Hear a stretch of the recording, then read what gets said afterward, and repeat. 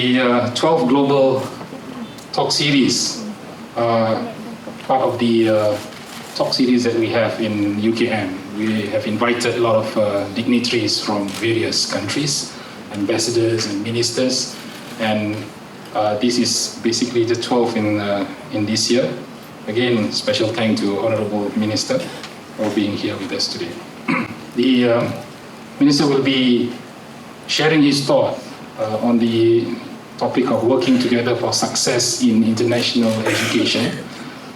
And ladies and gentlemen, we believe that the international education signifies a new strategic direction in comprehensive education, where it broadens perspectives, builds confidence, diverse our connections, and also encourage innovation among the youth and also the researchers as well, across borders and across the country. The primary goal of international education and furthering knowledge and culture is meant to elevate the learning and also understanding of culture and having these intercultural skills embedded in our students particularly. Linking Malaysia and Australia, we have long history of international cooperation. These two countries have long tradition, particularly in the area of education, probably going back to the Colombo Plan, which began in 1950s. And the cooperation enhanced further through the new Colombo Plan, as we expenses knowledge sharing and training to regional partners while welcoming more friends on our shore as well. UKM has successfully hosted many of these new Colombo Plan, particularly students from Flinders University, Western Sydney, Australia, Murdoch University, Macquarie University, and also RMIT Melbourne, under the program of the new Colombo Plan. We have been actively partnering with the Australian bodies to promote the mobility programs, such as working together with the Global Student Organization, where we hosted several students from RMIT for human rights related programs. The collaboration between institute and faculties with the Australian universities are quite a lot actually. For example, we have with the Institute of Academic Studies, KITA, UKM, partnering with the Australian National University, ANU, has contributed to the establishment of what we call as a Global Malaysian Studies Network at ANU, with both universities funding the project. As of today, we have strategic and also working collaboration with a few other Australian universities and companies as well. That has enabled us to further strengthening the existing excellent mutual learning process through academic, researcher, student mobility program, and other beneficial engagements. At present, as I mentioned, a lot of our students and also alumni are actually coming from the Australian universities, Australian institutions. Yeah? They have contributed immensely to Malaysian institution and Malaysian universities as well, through the impartation of world-class Australian knowledge and education. 4 of our female researchers are also among the proud recipients of Australia APAC Women in Research grants. That has further strengthened the research collaboration ties between us. And as of today, we have 4 UKM researchers who have received research grants from various universities in Australia and doing very well in these fields, ranging from linguistic to medical research work. It is our hope that the future generations will be able to grab and benefit from these mutual ties. We are looking forward to having more Australian universities coming over from Australia to UKM in years to come. We encourage more student mobility to and fro from UKM to Australia and likewise. We have a few now. We want to have more of our students going to Australian universities for internship, for mobility program, and spending some time in Australian universities. It is a huge country. It is a continent on its own, and it probably takes 4 hours from one side to another, or is it more? More than 4 hours, yeah. So it's really huge, and a listening to our Honourable Minister today will hopefully open up our eyes and strengthen our commitment to build ties with the Australian universities and also understanding Australia in particular. So with that, I wish to thank all of you, and let's have this session a wonderful session. Thank you so much. A month ago, I was in one of the small towns in my constituency, the town of Warrnambool. It has a population of 32,000 and it has an institute of higher education. And we were there to celebrate 50 years of the institute operating successfully in the town of Warrnambool. And as part of the celebration, they asked 2 students to speak. One of them, an Australian student who had been educated at the institute and gone on to have a very successful career. The second person they asked to speak was a Malaysian Australian. 50 years ago, he hopped on a plane, the youngest of 7, to come to Melbourne and head to Warrnambool to study. He'd never heard of Warrnambool. He had no idea where it was or what opportunities would be there for him. When he arrived, he said he cried and cried and cried as he headed to Warrnambool, not knowing what his family had done for him, done to him. But he arrived, was warmly welcomed into the community, studied accounting successfully, then went and worked for 2 years in the local accountancy business. He then decided that he would like to stay in Australia and continue his accountancy. And he worked his way up the firm to eventually become the CEO of the accountancy firm, which became the largest accountancy firm in Victoria outside of Melbourne. He also began participating in the local community, volunteering, became an expert photographer, and now takes some of the best photos of regional and rural Victoria that you will see. And he was extraordinarily grateful for the opportunities that have been given to him from being able to study in Australia. Now, not all our success stories are about Malaysians who come to Australia and decide to stay. There is also many success stories of Malaysians who have come to Australia and returned to your wonderful country. As a matter of fact, I've been here now for 2.5 days, and there is not a meeting with a minister, with the Vice-Chancellor, with business leaders that I've had where there has not been a connection between Australia and Malaysia, which has been forged through education.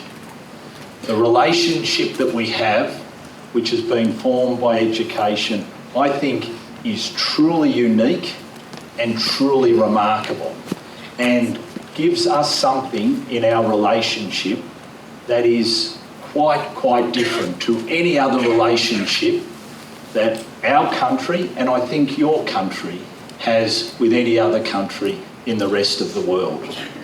And it is something that we all should cherish and should ensure that we continue to grow, not only dating back on the foundations, which go back to 1951, Vice-Chancellor, to when the Colombo Plan was first put in place, but all of us have to ensure that for the next 50 years, our relationship in education continues to grow as well, and that we build on the wonderful foundations that we have.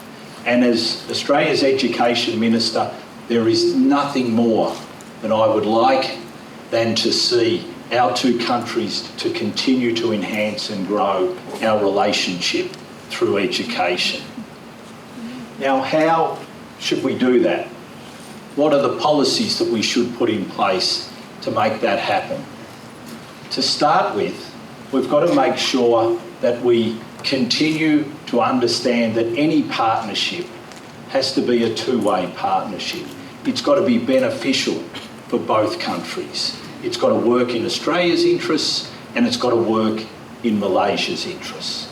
And if we can do that, then I think we will guarantee success. And it's why I was so pleased yesterday to be able to launch a new partnership of a university, an Australian university, that will be cementing its relationship here in Malaysia to be able to continue to provide higher education.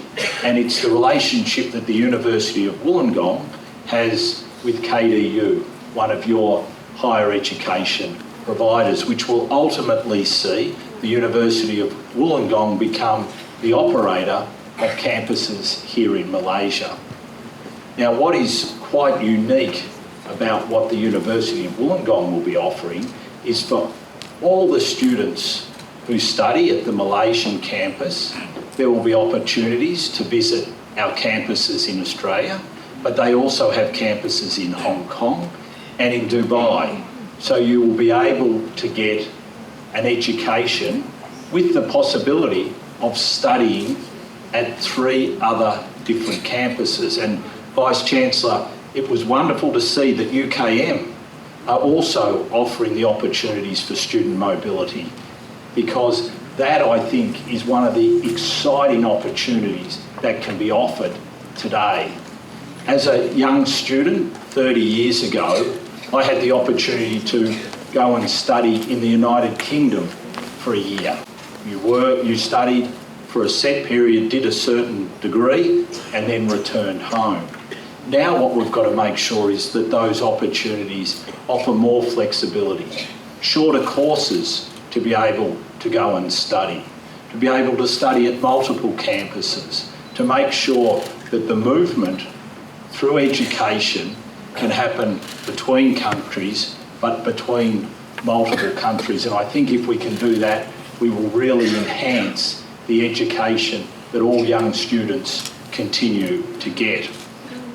I think one of the other things that we've also got to look at offering is to make sure for young students that you have opportunities across many fields.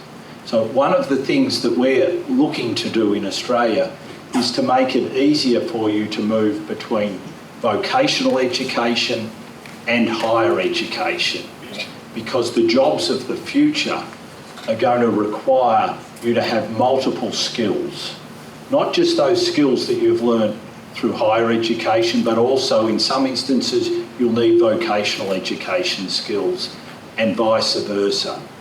The jobs of the 21st century are going to require you to have multiple skills, multiple approaches to how you will earn and work.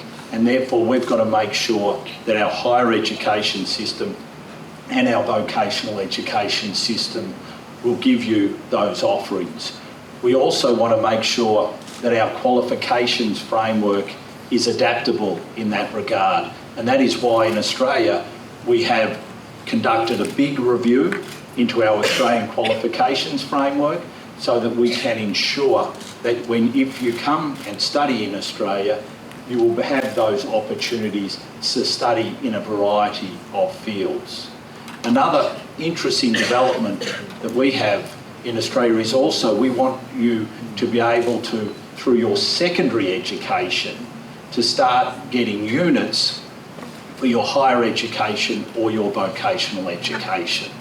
So rather than having the secondary schooling system, which is distinct and set apart from your tertiary education, we want to make sure that there is a seamless flow between our secondary education into our tertiary education. And then the other key component that we're looking at is seeing how we can get industry and business to work more collaboratively with our higher education providers. something I know here at UKM you are also doing and looking to continue to explore. One of the big challenges that Australia has as a nation, and as I understand it, Malaysia has as a nation, is ensuring that we continue to provide students that will fill the skills gaps that we have as a nation.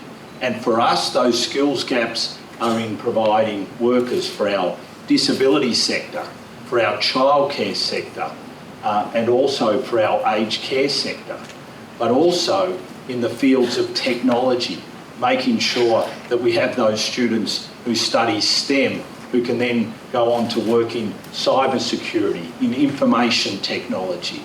These are our challenges, and these are some of the challenges that you're also facing in Malaysia.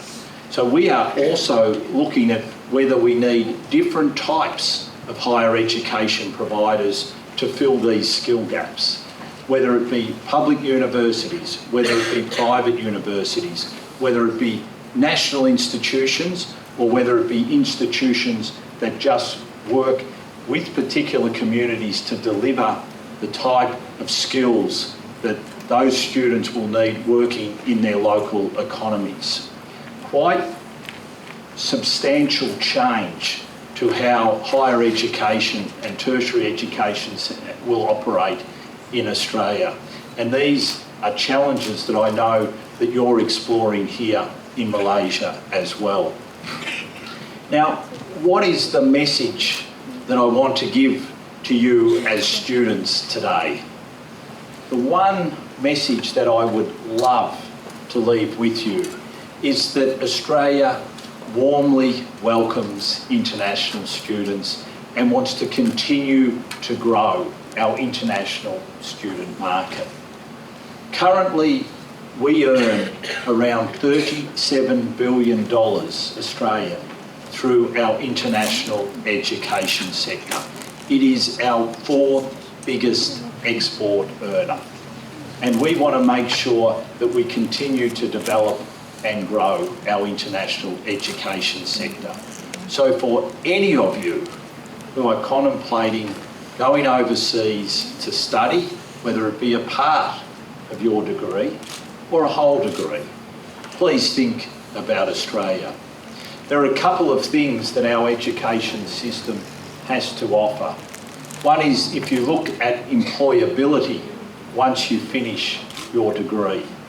For Malaysians who have come to Australia and who have studied there, 94% have returned and within 6 to 9 months have found employment.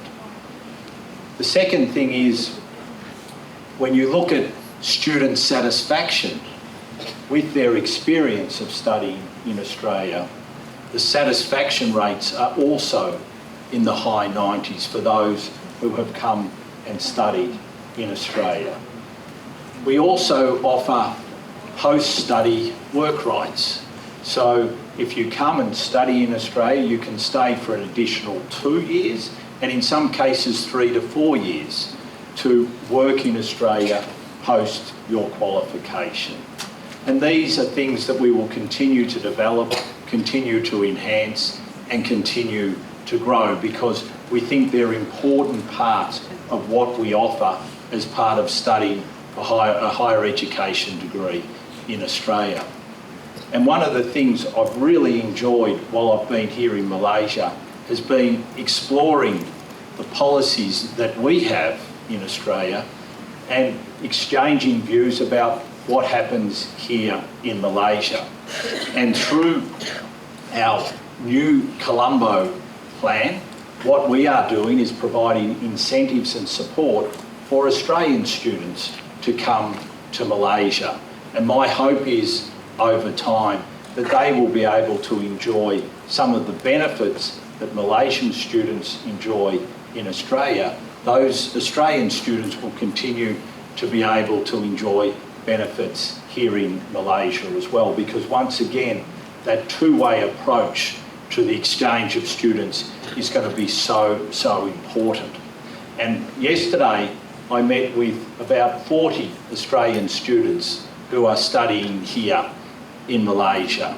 We have had in the last decade over 7,000 Australian students come to Malaysia to study either a short course or for longer courses. And speaking with the Australian students who have studied here, all of them have found it a wonderful experience. All of them have found that they got an incredibly warm welcome. And so can I say to all of you here, thank you for how you warmly welcome Australian students to your shore. And I think if we can continue to make sure that the welcome that you provide and the welcome that we provide to our students, we will see the market continue to grow.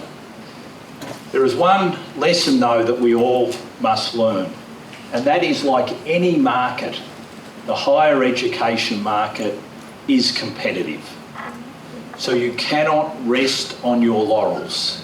If you think you're performing well today, if you're not careful and don't keep adapting and adopting your policies, then what you will find is other countries will leap ahead of you. We hope to have the huge honour of becoming the second most popular destination for international students this year. We will surpass the United Kingdom and be second behind the United States as the most popular place to go and get an education. But we know as a government that if we stand still, that if we don't keep refreshing our offering different degrees, different approaches, short courses, English language courses, keep investing offshore, have our universities invest offshore, then the market will slowly decline. So one thing you can be certain is that what you will see from the Australian government and the Australian people is that we will continue to look at ways that we can grow our higher education market. And one of the things that's been very pleasing to hear in Malaysia as well is you have very clear strategies in place to also make sure that you enhance and grow your education market. And that is something that I would very much like to continue to work together with the Malaysian government on, so that both countries can lift their higher education markets and continue to grow their higher education markets. Can I say another thing that we're doing in Australia, which I think is incredibly important, and that is making sure that some of the things that universities have been renowned and famous for centuries continue to be what they're renowned and famous for the next century. One of those things is with regards to the autonomy of universities to operate. We have been very keen to ensure that our university sector has the autonomy to ensure that there is freedom of academic inquiry at our universities. We want our universities to feel free to be able to inquire about any subject matter right across the board. And hand in hand with that also has been the other thing that universities have offered for centuries, and we want them to continue to offer, and that's around freedom of speech. We want to ensure that our universities are places where you can have debate, where you can have discussion, where people can come and freely express their ideas, because those two things, freedom of academic inquiry and freedom of speech, have been essential to ensuring that our universities can develop the ideas, can do the research that ultimately benefits not only nations but the globe. And what we did last year to ensure that our universities keep being places where freedom of academic inquiry and freedom of speech are paramount is asked one of our former Chief Justices of the High Court, the most senior judicial officer in our country, retired, to do a review to ensure that we have freedom of speech and freedom of academic inquiry. And he put in place a model code that he thinks that all universities in Australia should adopt in this regard.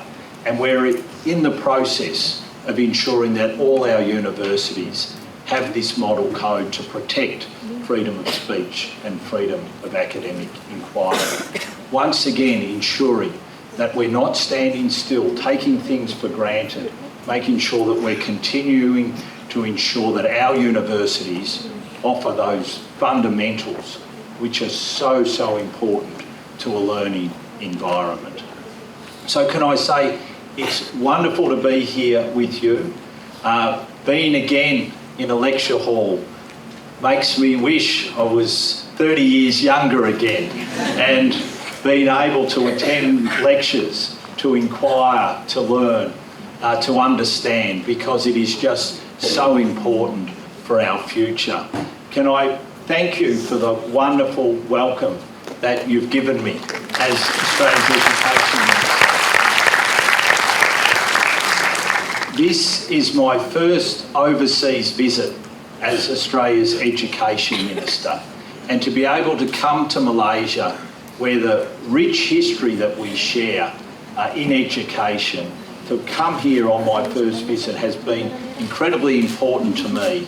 And I'm so pleased that it was Malaysia that I chose for my first country to visit, because the warmth, the joy, the smiles, and the people that I've encountered, and the love for both our countries that I've seen on display has been incredibly fulfilling for me personally, and I think is a wonderful, wonderful show of the strength of our relationship, and that we will be able to continue to grow our wonderful relationship. Now, what I was going to do was to stop there, and I was going to see whether you would like to ask me any questions. And I don't want you to be shy. I would like you to take the opportunity, and it can be on any matter that you would like. If you want to inquire a little bit more about what Australia is like, if you want to talk about research, we saw earlier some of the wonderful research that UKM is doing, then I'd be happy to talk about that. Anything at all that you would like to ask on, I'd be more than pleased. Yes? Good morning, I'm Amira, and I would like to ask, besides experience, how does international education helps in achieving the Sustainable Development Goals? Oh, yes. Well, I think how education helps us to achieve the sustainability goals is that I think we will meet the sustainability goals through our ability to learn and then adapt technology to ensure that we can meet sustainability. If you take climate change, for instance, and we were discussing before, UKM are doing a lot of research into hydrogen. It's through technological developments like the use of hydrogen that we will be able to deal with the challenge presented to us by climate change. If you take another issue like the amount of plastics in our oceans, how do we deal with that issue? We've got to make sure that we've got the technology to turn in-use plastics, so the plastics that often end up in landfill or in our oceans, we've got to have the technology to be able to turn that into fuels, into recycling. And one of the things that we are exploring in Australia, for instance, is how we turn end-use plastics into road surfaces. So these are all the types of things that through education we will learn, and we will be able to adapt our economies to make sure that we can meet the UN sustainability goals.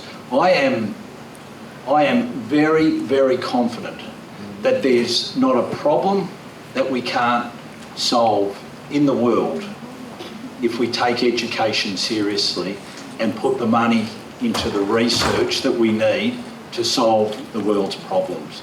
Whether it be climate change, whether it be end-use plastics, whether it be continuing to lift people out of poverty.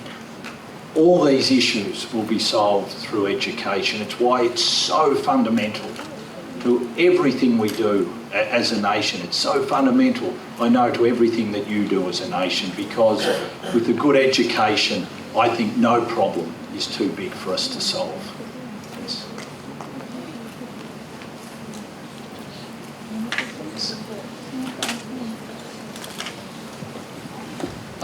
Good morning, Minister Tehan.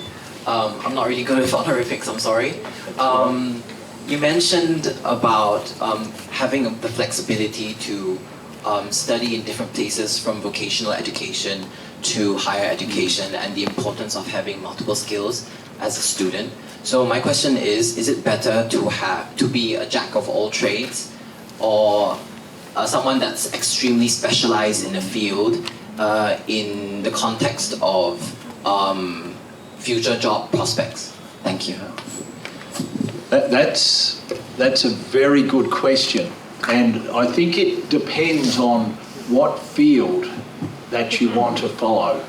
So I think absolutely we do need experts, and I was talking about some of the big global problems that we need to solve, and that will require researching very specialised fields to be able to solve some of those problems. So absolutely we need students who want to specialise.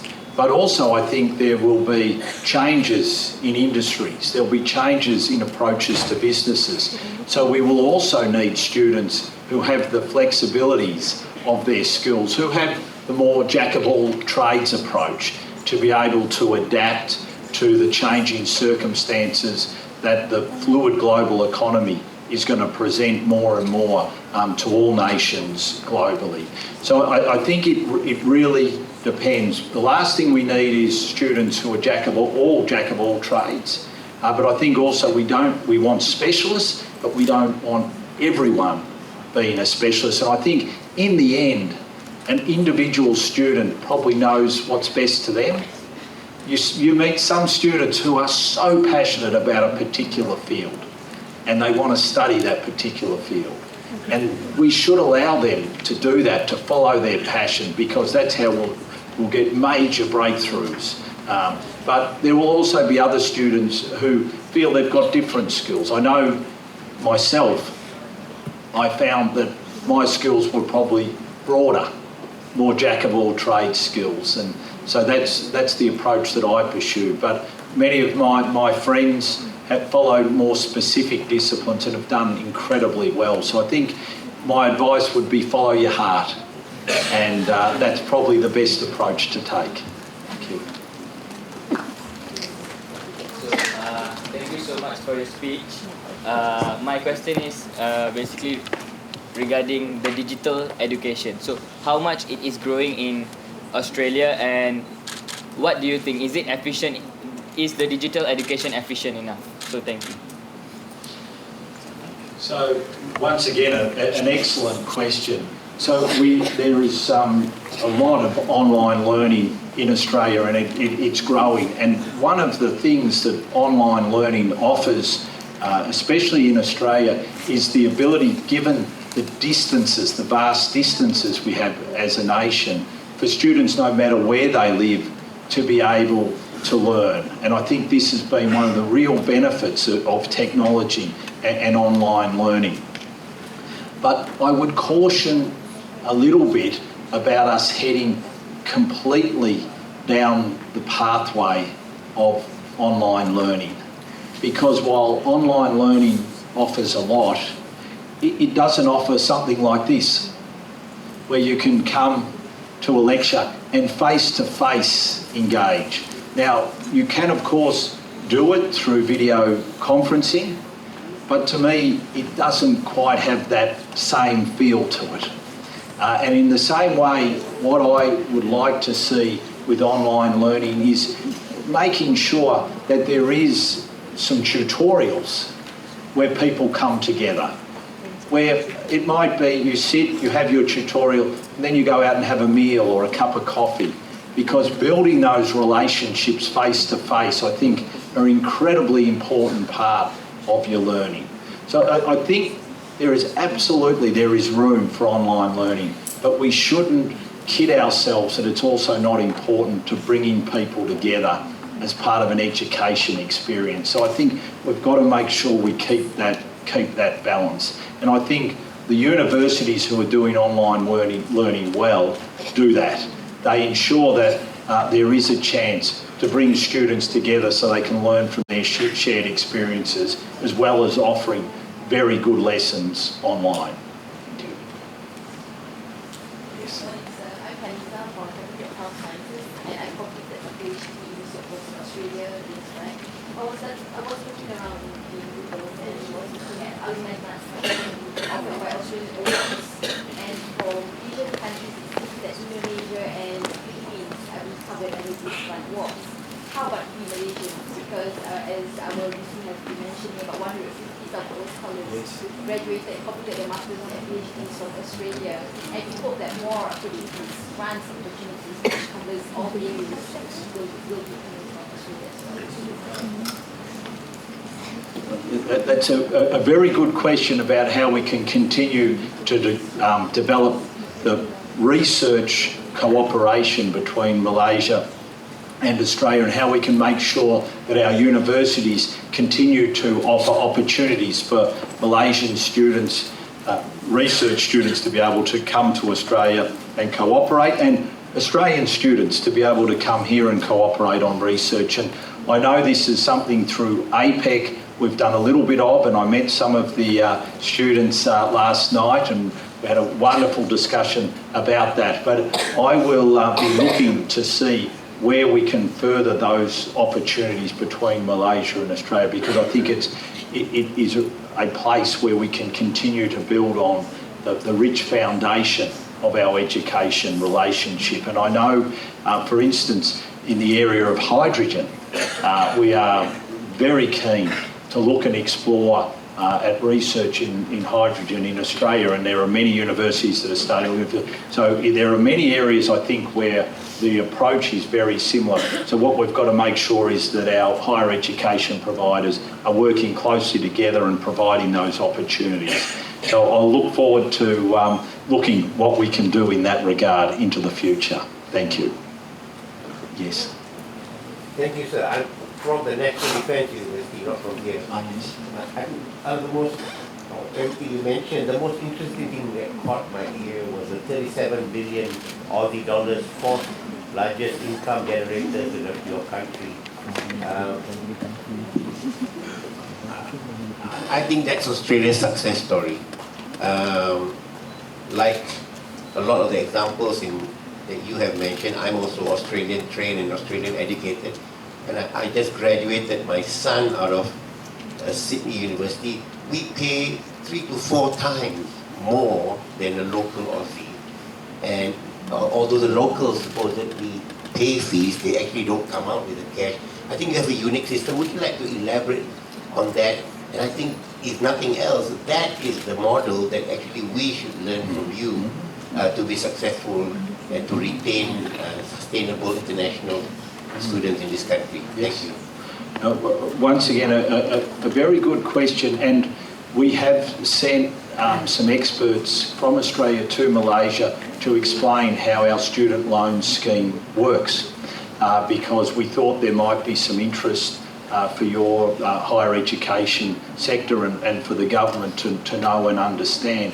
How we do it in Australia is that we offer students loans that they are asked to repay for their higher education degree once they reach a certain level of income from their employment.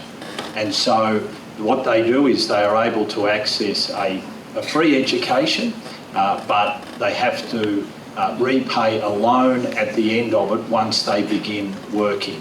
And so we set it at around 40,000 Australian dollars. Once you start earning 40,000 Australian dollars, then you start repaying your debt that you got as a result of your study. It is a system that has worked incredibly well in Australia, and I think it is something that you could look at here in Malaysia. And once again, we're more than happy to provide the advice as to how we set up our loan system and how it works in Australia, because I think it has been one of our success stories with regards to how our higher education system has performed. And it's something that has seen our system enable us to grow, so that we nearly have 40% of Australians who have a higher education degree.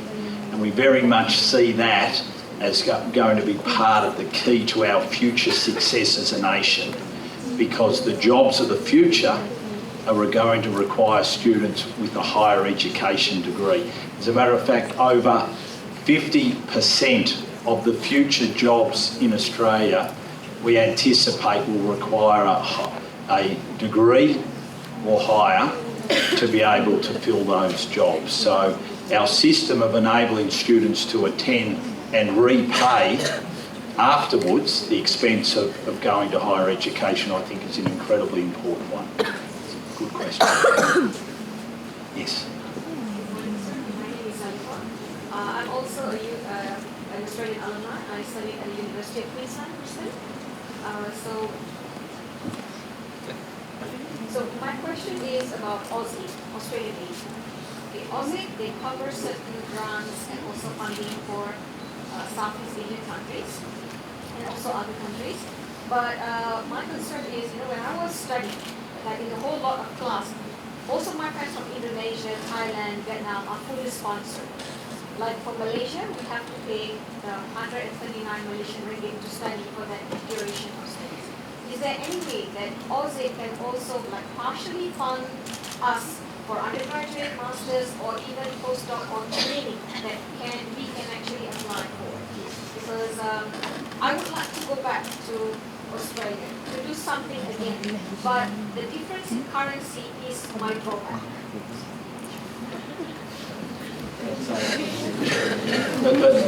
A very good question around how we can look at the Australian aid budget to see whether we can encourage more Malaysian students to be able to come to Australia. So that's a question that I'll have to put to our Foreign Affairs Minister, because that's separate to my responsibilities. But what I would do is put a plug in for our Destination Australia program. So what this program does is you get 15,000 Australian dollars to come to study in Australia. Now that's around 43,000 ringgit, so that you get to come and study in Australia. So for anyone who's interested in coming to Australia, please have a look at the Destination Australia program. That's a program which is run from my department, the Education Department, and all of you can apply for that program. So please have a look at that. The great thing about this program is that it enables you to go and study in regional and rural Australia, so that you can study outside of our capital cities and see some wonderful other parts of Australia that people don't always see. Thank you.